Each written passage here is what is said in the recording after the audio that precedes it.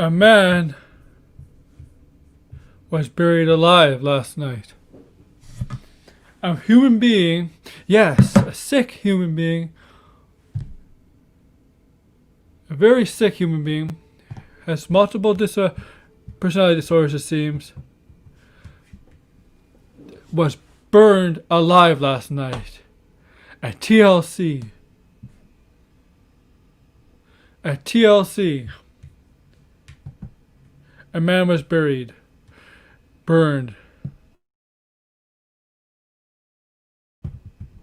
Okay, like some people would say. He was burned alive. The Fiend, burned alive. TLC. Wow. Wow. To end the show. You hear the voices of Brian Saxon, Tom Phillips, and even Samoa Joe. Whoa. Yelling, Randy, don't do it. Don't do it. And Randy does it. Of course Randy was going to do it.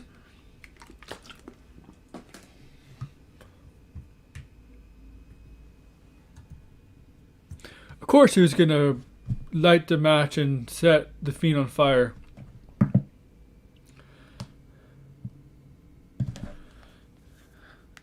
And don't tell me that did not interest you one bit.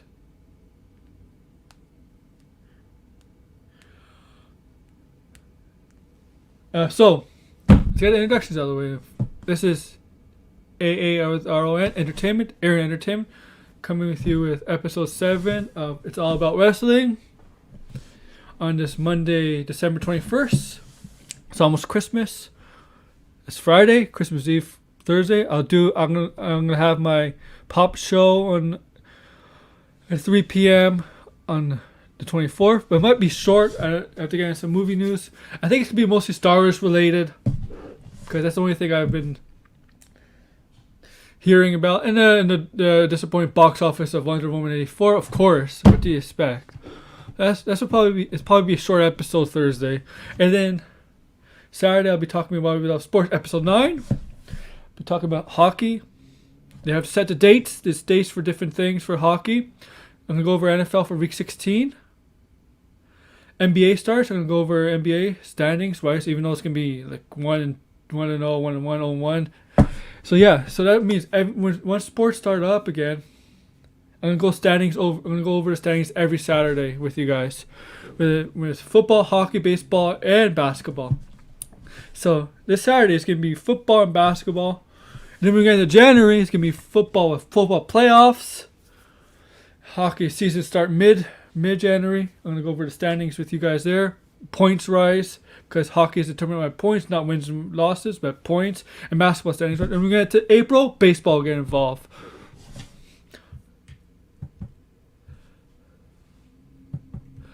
But this is a wrestling show, and in this show, I'm gonna talk about the TLC and the Fallout. Talk about Raw today. See if there's any news on Raw. We know there's stuff is gonna happen on SmackDown. I'll talk about SmackDown a little bit later. Talk about NXT last week, AEW last week. And here's the thing: I'm not gonna talk about Raw last week or SmackDown last week, like I usually do, because the pay-per-view was yesterday. So there's no point of talking about Raw and SmackDown. They let you know the next pay-per-view is the Royal Rumble, and that's a long way to go. It's 6 weeks away, January 31st, because the NFL season is actually started a little later this year, and it's ending a little later. The NFL season is ending on January 2nd, week 17, so it's ending in January. The first playoff round is going to be the 9th, 2nd, 16th. The third is the whatever. I don't know the date. The football. It's gonna be. I just know that it's a little bit later this year, and that's why the Royal Rumble is gonna be on 31st.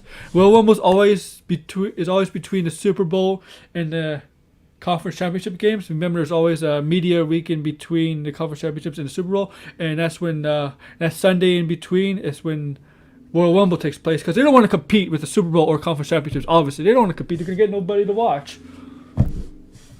So that's why it's on the 31st. So it's a long way to go. It's like 40 days, 6 weeks.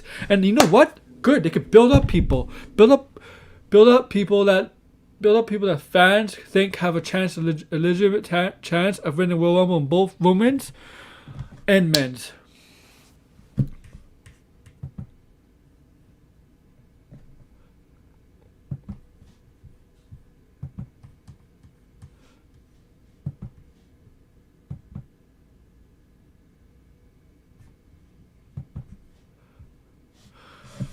Because this is a lot of time, man. It's WrestleMania season, right? It's WrestleMania season.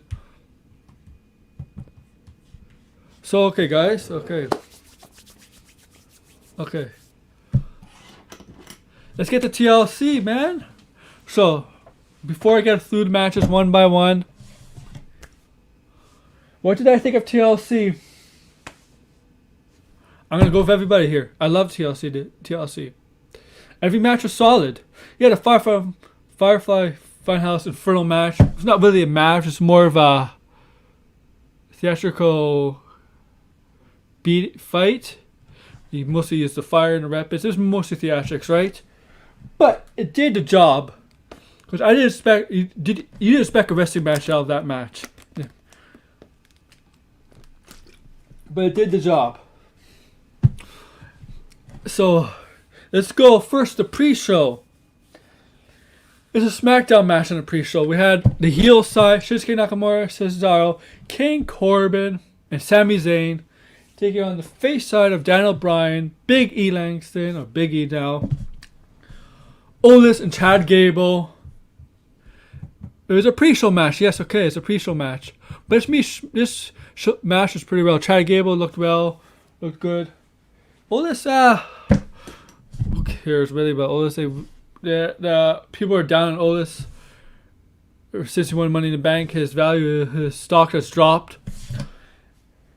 Daniel Bryan looked good as usual. Always looks good in the ring. On the heel side, Cesaro, Shinsuke Nakamura. Yeah, we all feel how everybody agrees that Shinsuke and Cesaro should get more of a push. They deserve more. Agreed. I agree there. King Corbin's a good heel. He does well as a heel. He's a good in-ring performer for a big man. And Sami Zayn. But the story of this match was basically Sami Zayn and Big E. So Big E got the win. Remember, Big E got the win by giving him the big ending at the end to get the 3 count for his team. And so, on SmackDown, I'll remind you guys this later. On SmackDown, it's going to be Big E versus Sami Zayn for the Intercontinental Championship. So, hey, thank you. Thank you very much. Thank you very much, Sean.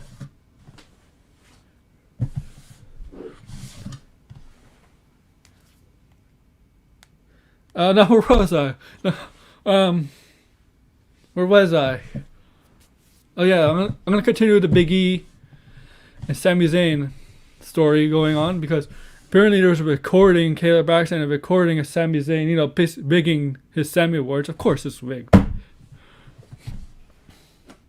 But somehow Big E managed, somehow there was a way from Big E to get his name onto the ballot to be a winner of a Sammy Award, which he won on SmackDown, right?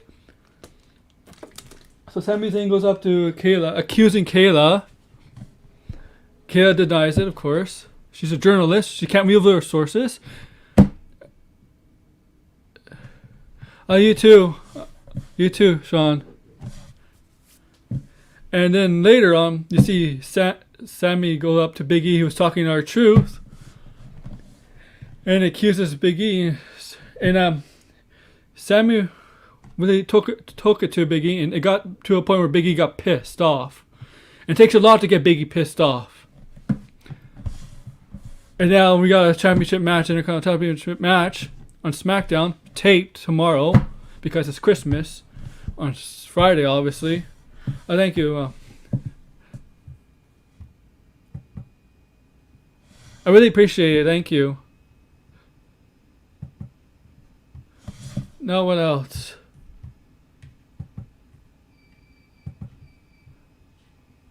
Let's get to the first match. It's the WWE Championship match between AJ Styles and Drew McIntyre.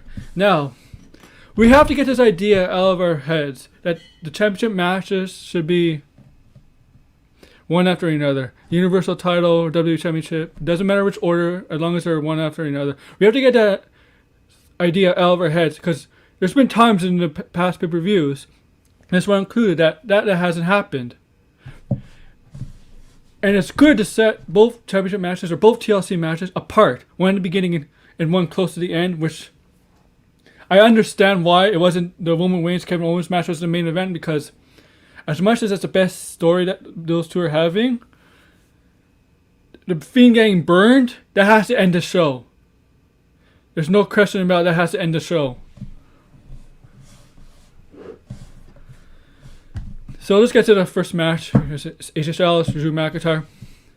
Now AJ Styles was working on the knee, the leg, mostly of Drew McIntyre. Smart, always go for the legs of a big man.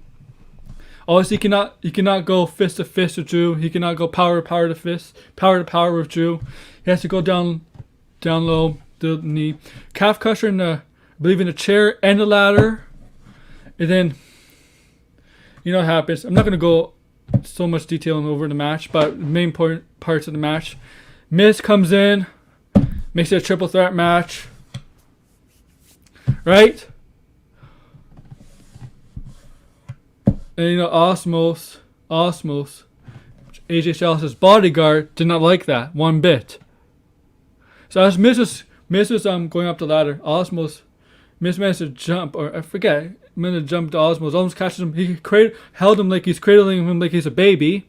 And there's a table set up at the outside the ring, and he throws him onto the table, breaking the table in half. That doesn't take the Miz out.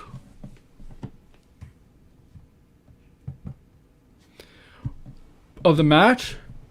And then John Morrison goes to hit Osmos in the back with the steel chair, and the way the steel chair bent, the way it was bent, no effect on Osmos. I almost call him Almost. It sounds like Almost. And obviously Morrison is stunned, shocked, scared, backing up, keep looking at Osmos. Osmos just walks towards him. You know, he hasn't really gone physical, Osmos. I think that thing with Miz was the most physical thing he ever did. It's not really a wrestling move, it's more of a throw, but you get the point. Morrison's walking up the other ring, walking up the ramp. Osmos just walks up the ramp. He's a presence. He's just a presence. That's what makes him fearful. He's a presence. So Morrison goes to the back. Osmos follows him up to the back. And then we got Drew and AJ. And there's a point where Drew and AJ are on the ladder. And then there's a lot of people saying this. I didn't really catch up on it. I didn't think about it. But as people are mentioning it, I did catch up on it. It's when the Miz had to set up a second ladder. Why didn't you just push Styles and Drew down? Yeah, you're absolutely right. I didn't pick up on it, but people were mentioning Twitter, and then I started thinking about, you know what? That does make sense. And then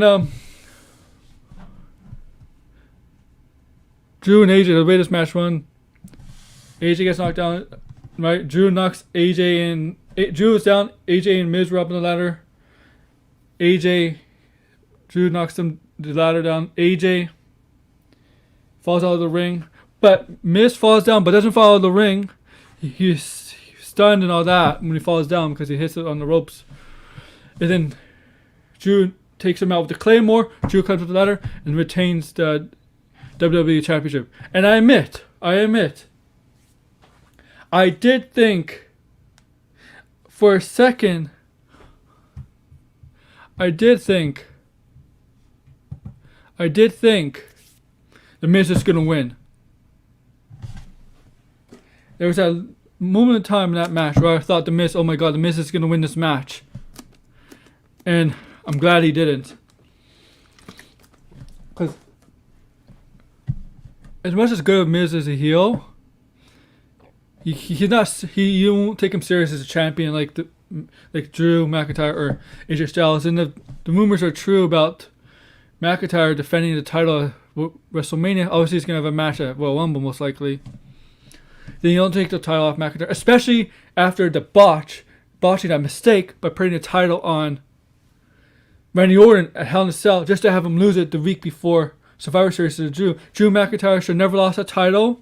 That did hurt him. So this match, they have to have him win to keep him building up strong to get him strong once again, and this certainly helped. But what helped him was having Miz enter the match. When we came in the triple threat match, that did help Drew McIntyre. They did help Drew McIntyre look strong again. Instead of dealing with one person, he had to take out two people. So, in my predictions, I got Drew McIntyre winning. That's my prediction. Number one prediction. First prediction is Drew McIntyre winning.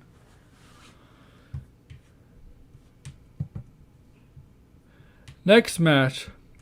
SmackDown Women's title match between Sasha Banks and Carmella. Now, this match was very good. And I'm sorry, but there are people who dislike Carmella because she thinks she can't work in the ring. She can work in the ring. You don't have to be the best wrestler to be able to work in the ring. You just have to be good. Okay to good. We're not asking Carmella to be Charlotte Flair, Io Shirai, Sasha Banks. We're just asking her to be good. And what Carmella has, even with her old gimmick, is character. She could talk and she could act. Even with this new gimmick, a new change in her, same thing. And she in this match, she wrestled pretty well. Now, we all knew she was not going to win, but Carmella did a fine job wrestling this match against Sasha Banks. Obviously, I'm not going to go into detail of this match, but it was a solid match. Carmella impressed me. She has solid matches in the past before. As on WhatsApp said, she helped Charlotte, a solid match with Charlotte when she came back from surgery. I always think, if I remember correctly, in 2018, I was at SmackDown. 2018. This is the beginning of Becky's ascension to the man. Carmella revoked her rematch clause against Charlotte Flair. SmackDown. This is in Toronto in 2018. And she had a solid match with Flair, where Flair retained. And this is where Becky Lynch came out of the stands to attack Charlotte Flair. Took the mic and says, I'll take the title, bitch, or something like that. I don't remember. I think I have it on one of my videos on my YouTube channel has that, and you can go check it out.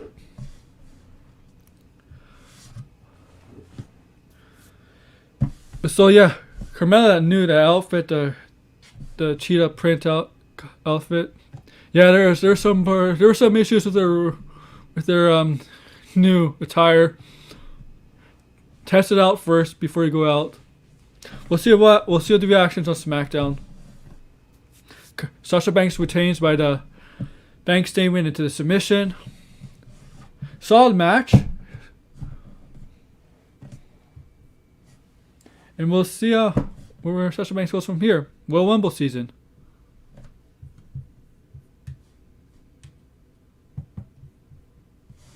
Next is the Raw Tag Team title match between New Day and Hurt Business. Now, I picked New Day to win this match. But I'm not surprised that the Hurt Business would retain here. Because I don't think it's a bad idea by having the Hurt Business hold the United States title and the tag team title. I just don't think it's a bad idea. Make them show them like a dominant faction they are. And they are kind of a dominant faction. Bobby Lashley's been a dominant United States champion. And you can see with the Hurt Business, they're trying to do that with specifically Cedric Alexander. Now, I picked New Day to win here. Not surprised, right? Not surprised her Hurt Business run. I think it's good. I think it's time for a change for the tag team titles. Have the Hurt Business as the top champions. Have them all the titles.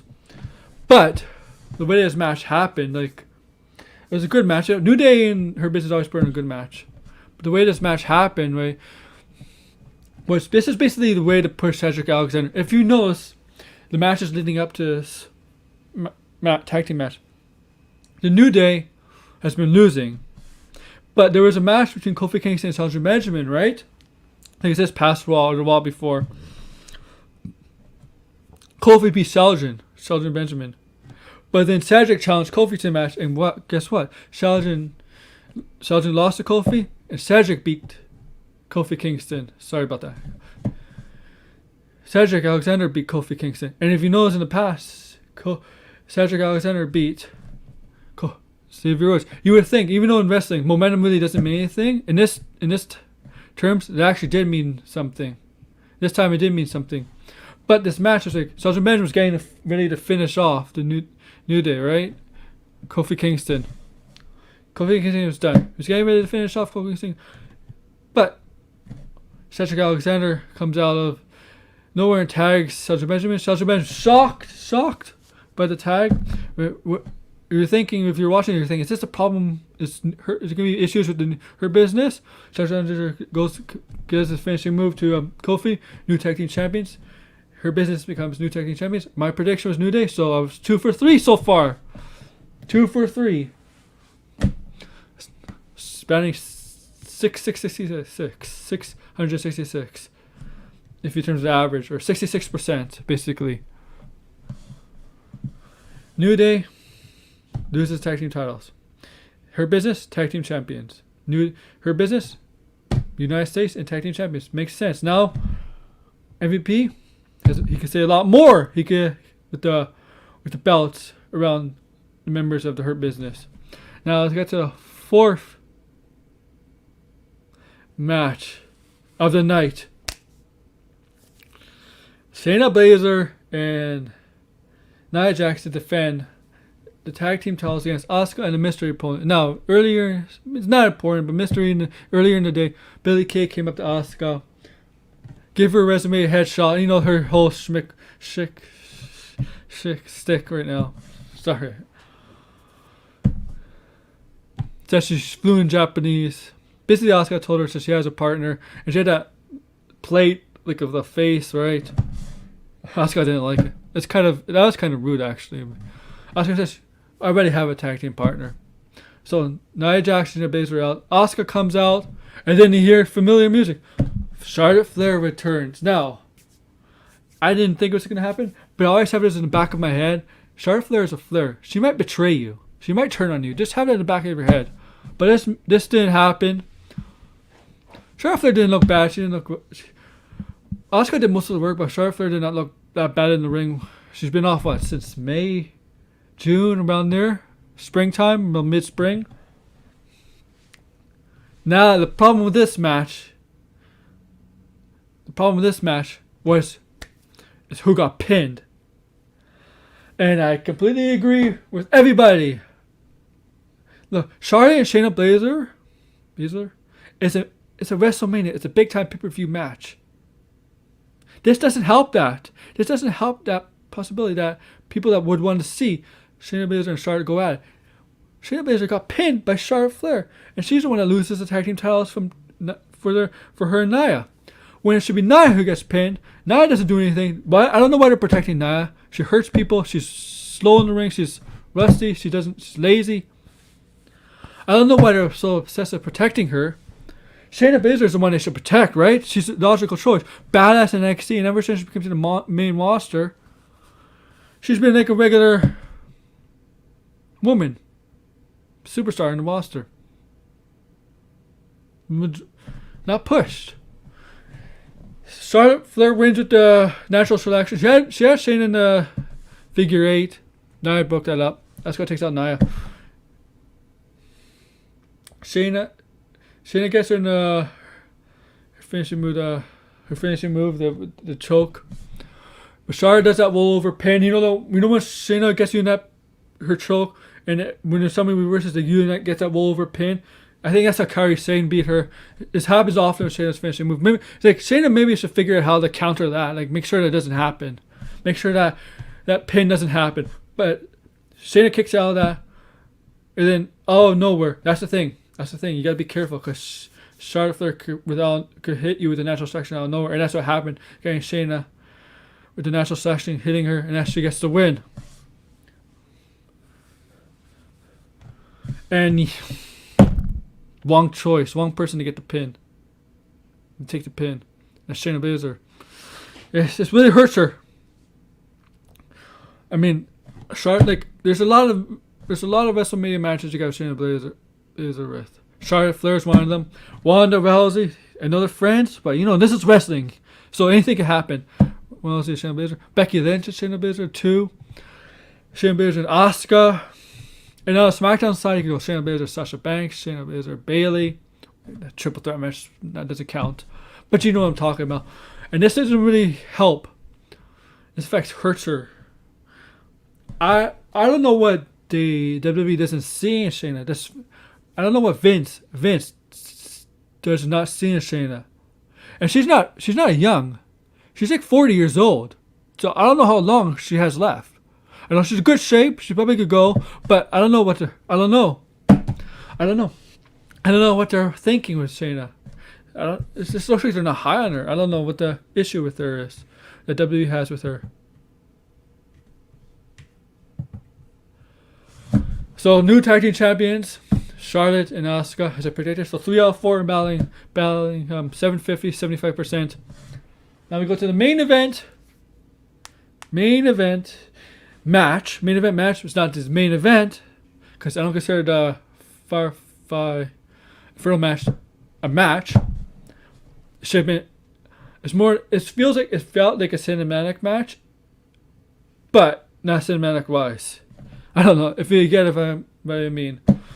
So this is Roman Reigns versus Kevin Owens. I love this. I love the beginning of this match. That's the right way to start a match. Roman Reigns comes out first, but no entrance for Kevin Owens. Kevin Owens immediately attacks Roman Reigns. That's how this match should have started. With the way the story was going between the beatings Kevin Owens had been taking for weeks by Roman Reigns and Jey Uso, by him attacking Roman Reigns right in the middle of Roman Reigns' entrance when he was in the ring. Perfect. That's how I would have booked it. No, don't give Roman Reigns an advantage by coming out with your entrance. Just attack him. That's the perfect way. Roman Reigns. So Kevin Owens gets the upper hand on Roman Reigns. Santon into the lower turnbuckle. Santon into the barricade. Jey Uso comes out because it's perfect again out in the beginning of the match because it looks like Roman Reigns is in trouble. And Kevin Owens, man, and Jey Uso is relentless, man. Jey Uso managed to take out by Kevin Owens. Kevin Owens hits him in the goes to injure his leg, pushes his leg into the chair, to injure it so he can't walk, so he can't. The match is going. Roman Reigns gets the upper advantage, the advantage, right? But Kevin Owens gets the advantage again. Jey Uso comes out, gets involved, and then Roman Reigns and Jey Uso have complete control of the majority of this match. Simone dropped in the table. I think Simone dropped in the ladder. Yeah, Simone dropped in the ladder. Kevin Owens' back, his back and his whole body must be bruised, man. Same with Roman Reigns, because Roman Reigns was wearing no armor or anything like he used to. And then Kevin Owens gets his upper hand again. Managed a pop-up power bomb. Jey Uso through the announce table, but Jey Uso recovers from that. Right. What else happened? Recover from that. Roman Reigns spears Kevin Owens into the table. Roman Reigns looks to spear Kevin Owens into the barricade. Kevin Owens moves out of the spear, so Roman gets through the barricade. Kevin Owens steps to the ladder. Roman Reigns recovers. Jey Uso gets involved once again.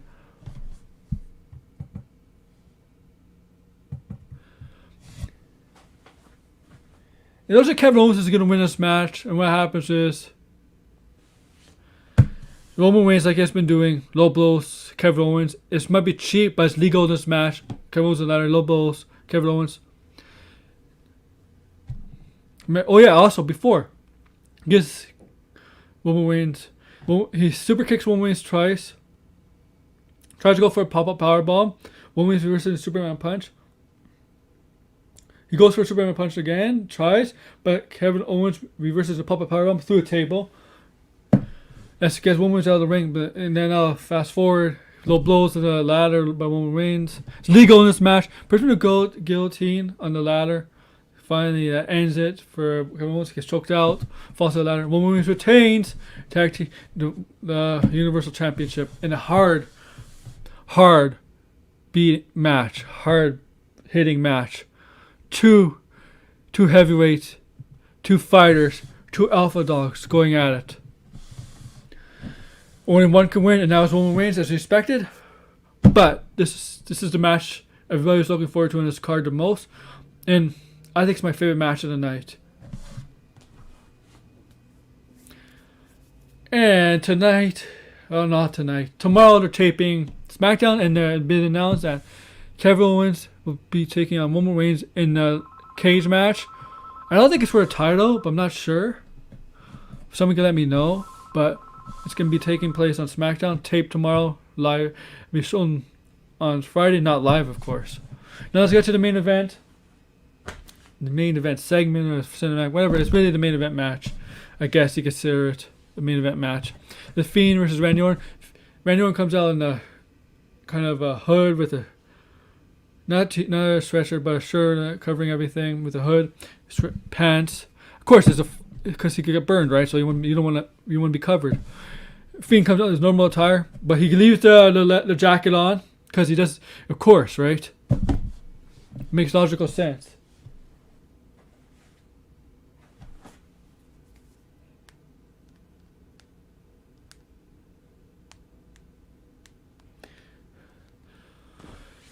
His match was hard hitting. Was mostly using weapons. He use steel steps, chairs. Oh, even pickaxe was involved. I'm like, wait, they play Fortnite, right? If you know what Fortnite is, you know the addicting game. There's the build stuff. If you use a pickaxe on this, and the pickaxe was involved in this match. What I like was, yeah, that chair, the old Bright walking chair. Randy Orton, Bray Wyatt, the Fiend laid Bray. The Fiend laid Randy Orton onto the chair with him sitting on it. There was a spilled oil in a straight line to the chair. Light that chair. Light the oil on fire. You know, when you light oil on fire, it lights up in that line. Randy Orton realizes at the last second, gets out of the way, and they're going outside the fire. What I like was when reminds me of Kane in the middle of the ring. The Fiend went like this or something like that, and a bunch of the pyro comes out all around where the barricades is, from the Thunderdome.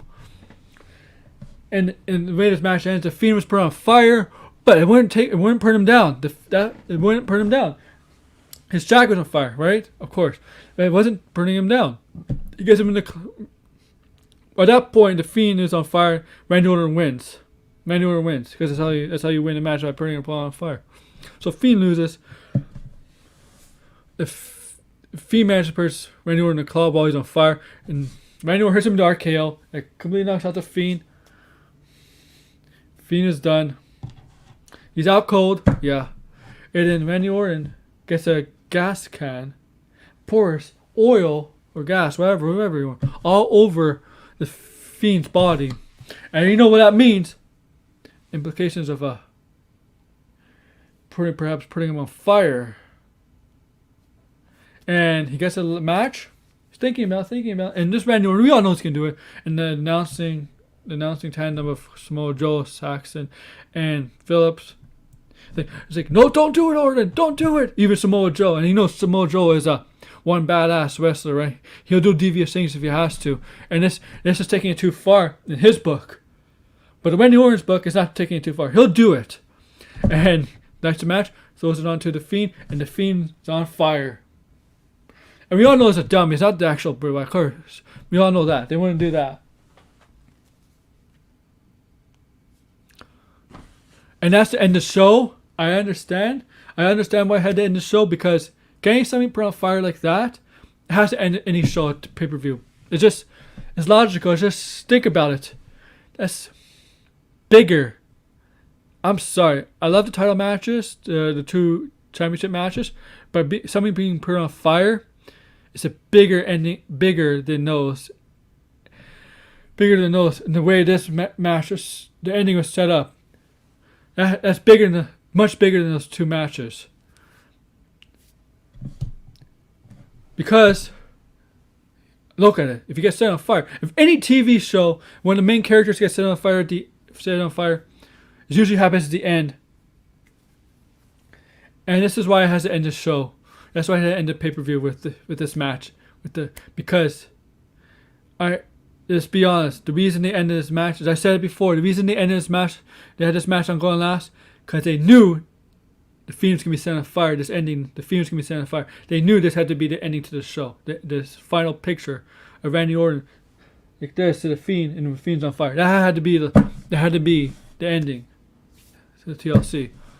And like my picture, and they got pictures going around Twitter, and my picture, my thumbnail for this stream. So that's TLC. And it was a good show. It was enjoyable. Every match was solid. I mean, the main event thing was more of theatricals, but it was solid. It did the job. And remember, Royal Rumble is in 6 weeks, so it's 40 days. Long way to go. And this is the perfect time to build up potential superstars who we think has a legit chance of winning the Royal Rumble on both women's and men's. So let's hope so. WrestleMania season begins. Now, I told you 36-minute review. Wow. Usually my reviews on pay-per-views don't go 36 minutes. Wow. My longest is 27 minutes. Now let's go NXT. I'm not doing well on SmackDown because, pay-per-view happened. NXT. Okay. I only know a little bit about this. We got Karrion Kross coming back in his first match, defeating a local jobber, make him look strong. Perfect. You got to do that with Karrion Kross. He's going to have Damian Priest at New Year's Evil. 2 weeks from this Wednesday. Two weeks from this Wednesday. I was almost thinking next week, but it's not. 2 weeks from this Wednesday will be Karrion Kross and Damian Priest. Let's see what else is there. Oh, we had Johnny Gargano and Austin Theory versus Kushida and Leon Ruff. Kushida and Leon Ruff lost to Austin Theory and Johnny Gargano. There were some women matches, right? There's two women matches. Shotzi Blackheart versus Indy Hartwell. Makes sense. Shotzi Blackheart gets the revenge on Candice. Candice cannot go right now with the cast on her arm. Indy Hartwell. Shotzi Blackheart won, but not by pinfall, but by disqualification. Indy Hartwell won by disqualification. Candice LeRae got involved. He hit her with the finishing move. She could do that move still, her finishing move. And they pose with the doll and the trophy, whatever. Okay, now we got the match for number one contendership to face Finn Balor at New Year's Evil between Kyle O'Reilly and Pete Dunne. It was a hell of a match between the two. Go check it out if you can on the network. I was surprised, but I'm okay with it. Kyle O'Reilly and Finn Balor. Kyle O'Reilly won, right? So he's going to face Finn Balor at New Year's Evil. Kyle O'Reilly and Finn Balor had one hell of a match at NXT TakeOver 31 back in early October. So I know they could put on a good match. I was surprised they're picking Pete Dunne, but they might want to save Pete Dunne for a bigger date because Kyle O'Reilly and Finn Balor has been done in that TakeOver. And New Year's Evil, while it's not a TakeOver, it's still one of those special kind of NXTs they started doing this year because AEW does these special shows and NXT wants to do these shows to get viewers. I'm okay with that. So Finn Balor, Kyle O'Reilly at New Year's Evil. The main event saw once again Tony Storm and Rhea Ripley.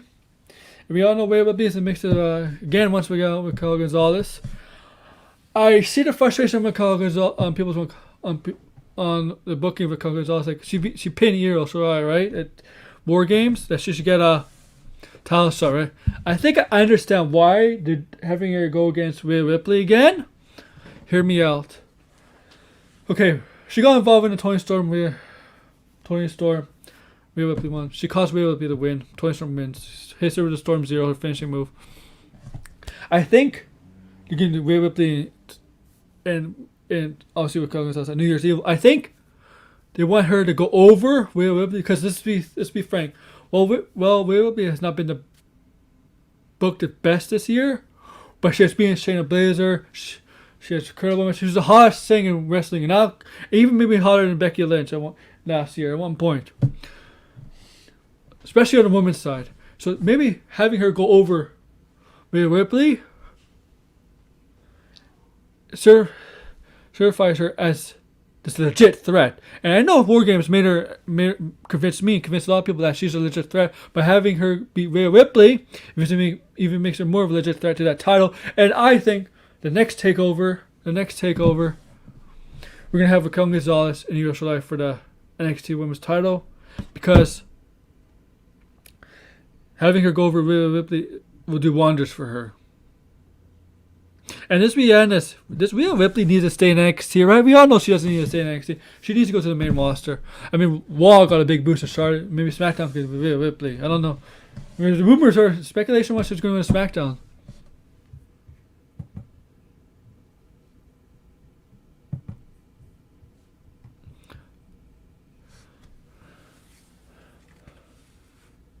Okay, let's go AEW. I wasn't paying attention much to AEW this last week. I mean, you got Kenny Omega at the last segment. Pac comes out with Phoenix. He basically says Phoenix and Kenny Omega for the title match. Right? Because Phoenix in that tournament leading up to Full Gear, almost at New Year, Phoenix never lost. So let's see, Phoenix and that will be the number one contender for Omega's title match. They have matches before and incredible. We all know Omega's going to win. Omega and Impact made himself even more noticeable in Impact when him and Good Brothers took out Rich Swann, Machine Guns, Rich Swann specifically, and Final Resolution. No, hard to kill, right? It's hard to kill January. Hard to kill is going to be Motor City Machine Guns and Rich Swann to take on Kenny Omega and the Good Brothers, Doc Ellis and Carl Anderson. The 16th of January, I believe. So Omega's going to make his Impact pay-per-view debut. What else happened to Impact? Sting arrived. You know what? I didn't really, not Impact. I mean AEW. I wasn't even paying attention to AEW last week. I should have. I'm sorry. Let's see. See if I can remember. Oh, we got the Acclaimed challenging the Young Bucks for the tag team titles. AEW tag team titles. Acclaim is a funny name. It kind of reminds me of that video game company Acclaim. Remember? Acclaim. If you're a video gamer, you know what Acclaim. You know what I mean. You have Top Flight challenging MJF and Jericho of the Inner Circle to a match. We have Thunder Rosa being interviewed backstage talking about Britt Baker and Rebel. Rebel comes in her face. Britt Baker sneaks from behind and attacks Thunder Rosa and puts her in her version of Mandible Claw. The dentist will see you now. Sheeta's going to have a match. Oh, here's the big news. Cody Rhodes and Brandi Rhodes announced that they're pregnant. Now, what does this do to the current storyline with Shaq and Jade Cargill? Cargill? I don't know. All I know she's what I know about this woman. All I know about this woman, she's married to Sean Wassap might know this, that she's married. She's not married, but she's with former Reds Brandon Phillips, second baseman, who was a very good second baseman when he was with the Reds. Something that the Indians gave up on too early. But I'll tell you, that trade, I'll get back to wrestling. That trade Montreal did with Cleveland. Cleveland fleeced Montreal. Montreal traded Grady Sizemore, Cliff Lee, and Brandon Phillips for Bartolo Colon. While Bartolo Colon won a Cy Young and was one hell of a pitcher.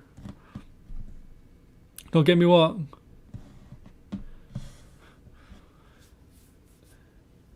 Cleveland, Sizemore was very well until injuries got the best of him. Cliff Lee, injuries got the best of him until the end of his career, but he became a Cy Young candidate, one of the best, an ace. Brandon Phillips Didn't do well in Cleveland, but went to Cincinnati. Became a hell of a hitter there, second baseman there. And he's married. He's with Jade of AEW. And we don't know what's going on this track now. I don't know what this pregnancy does. It almost seems like it's a work, but I don't think it is a work. It'd be. I'm not saying that pregnancies have been work before, but I don't know. I don't think it's a work, but we'll see on AEW this week. Because right now, I don't think pregnancy should be a work anymore. That's AEW, man. I know Young. What else is there? Oh, Adam Page, team of the Dark Order. He won that match. I just remember Dark Order, Silver, and Reynolds coming out with the bandana. Not the bandana, the whatever. Then around here with Adam Page, as a cowboy. I heard Brody Lee's coming back soon. I'm not sure.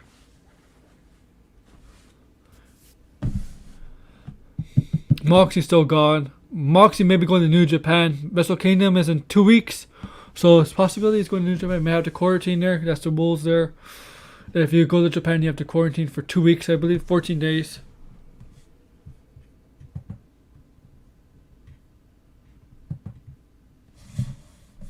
The Yankees. Oh, whatever, the Yankees. Okay. That's all about AEW. As I mentioned, Impact with AEW Dynamite. What else is there to talk about?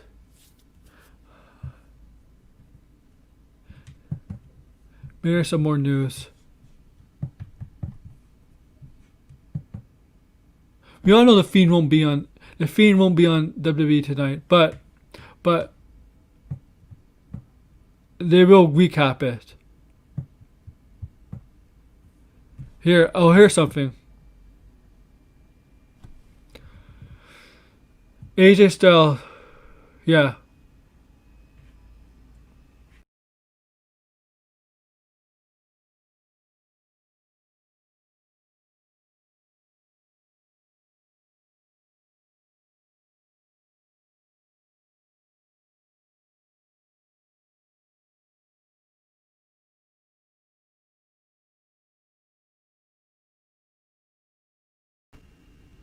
Blames Miz for the loss last night. Of course, maybe something's will happen. There has to be a follow of that. As I said, the Fiend probably won't be on Raw, but they'll recap it. We'll get our thoughts. Okay, I know what to talk about.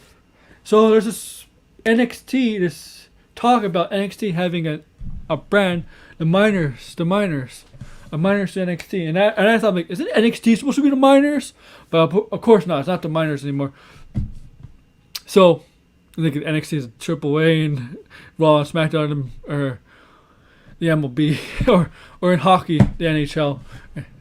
And NXT is AHL and this new expansion would be like the ECHL, right? So yeah, they're talking about minors to NXT and I'm like, really? I thought that wasn't what NXT was supposed to be, but NXT is not the minors, so it'll be for other guys who develop an NXT minors. If that's the plan, then move up to NXT, then it gets to NXT to the main roster, whenever that is. Some guys have been in NXT for 4 years, like Gargano and Ciampa have been in NXT for 4 years. Undisputed Era has been there for like 3 or 4 years. Strong, I think it's been for 4 years, but I think the other guy has been there for 3 years.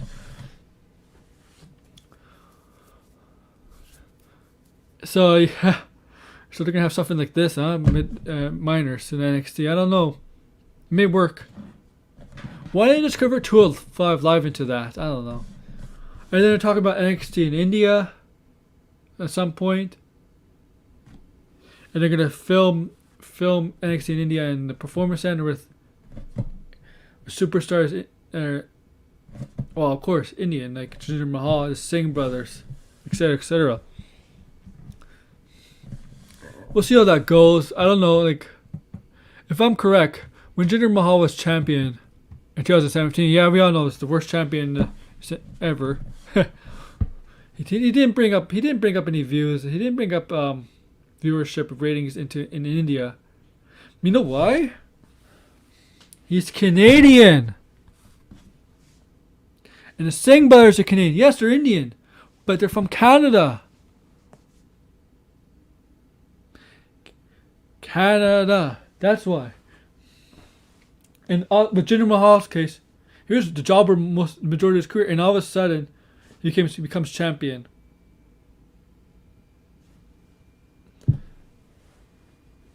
I remember.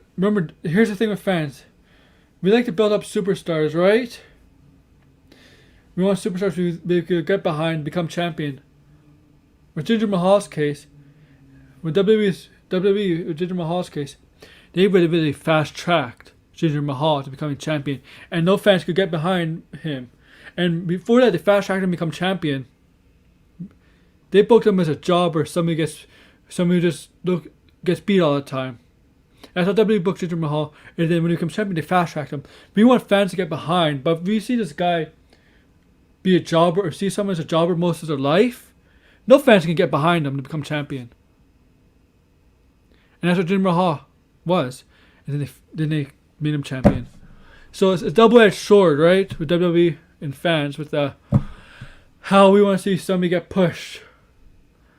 Because we have to view this person, this wrestler, this superstar, in the past, how he was treated in the past.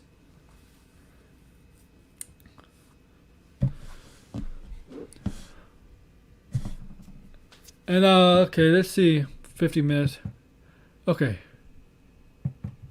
What else is there, man? Let's check news. Because if there's nothing else, I'm just gonna update stuff. Maybe there's some news. I don't know.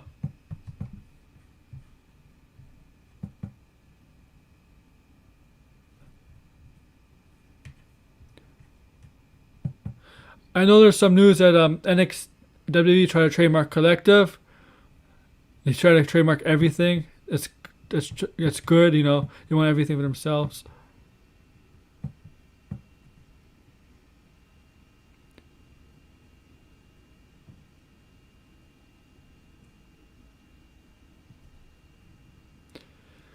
Nothing here.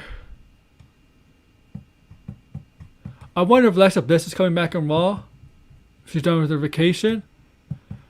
To mention something about the Fiend. Is the Fiend dead?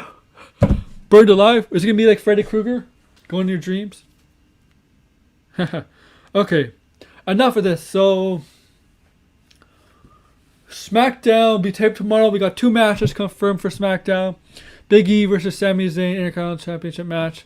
Of course, ever getting a big win over Sami Zayn's team last night and the pre-show, kickoff show. Big E deserves it. I think he might win it. We got Kevin Owens and Roman Reigns in a steel cage match. I'm not sure if it's a title. I haven't seen indications for the title, but that could change. It's taped tomorrow. It'll be shown on Christmas this Friday. AEW show Dynamite. It's gonna be at 10 p.m. Wednesday because NBA is gonna be on TNT. Right, NBA is back. I'm excited.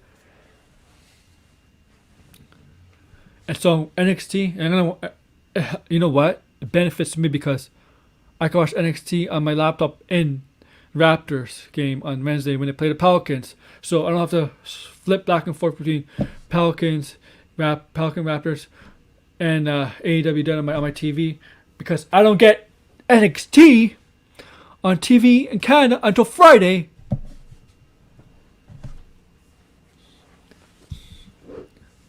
Huh. And let's go Royal Rumble. Before I end the show, Royal Rumble, 6 weeks away. It's too early to tell who I think is going to win. I mean, I have my early predictions. SmackDown women's side, I think Bianca Belair or Bayley. Men's side, Keith Lee, maybe. Keith Lee is my early prediction. I just see more build. Maybe hopefully it starts tonight. But we'll see, right? It's a long way off. So before I end the show, just leave comments down below, right? If you about my show, thank you. Okay, let's go with plugs and stuff. So I'm really happy to be on Throwback Show last Tuesday and his prediction show last Wednesday. Glad to talk with Ward on his Discord, his Patreon members page.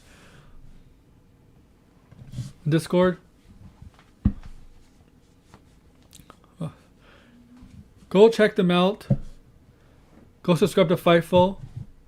They have a gaming channel coming to Twitch soon.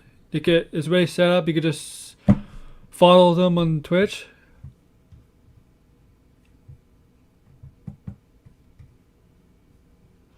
But now let's talk about my shows. Thursday, I know I said this at the beginning, but I'll just say it again. Thursday, it's all about the pop. I think this might be a shorter episode this time. It's going to be about The Mandalorian season finale. Big reveal, big return. I'm not going to talk about it. I'm not going to spoil it, but I'm going to talk about, and I'm going to talk about Wonder Woman. Box office, not doing well. Expected. Saturday, we're going to talk about why we love sports. We're going to go over Week 16 in the NFL. Hopefully there's some baseball news and rumors. Trades and transactions, free agent news, whatever. Saturday, right with the NHL. I'm going to go over NHL news about the season starting January 3rd. Date. How many games teams are going to play. Apparently, they have a set amount of games each team plays. And each division is different. Different dates of during the year, like trade deadline, draft, free agent signing, stuff like that. And I'm going to talk about basketball, go over basketball standings. It's going to be short, right? And like the same, what I do for NFL about standings, and I'm not going to do prediction for games because there's too many games in the NBA. But I'm just going to go over standings for the NBA. But NFL, I'm going to do predictions for Week 16 and standings for Week 16. Big win by the Jets. Okay. That's Saturday. All these shows are 3 p.m. Eastern. It's about might be at 2 p.m. Eastern. 2 or 3 p.m. Eastern. I like to start at 3 p.m., but sometimes it's all about probably at 2 p.m. Eastern. So, thank you for listening. Like, comment, subscribe down below. Thumbs up this. And have a good day, afternoon, evening, and I'll say this. Try and enjoy well. Thank you.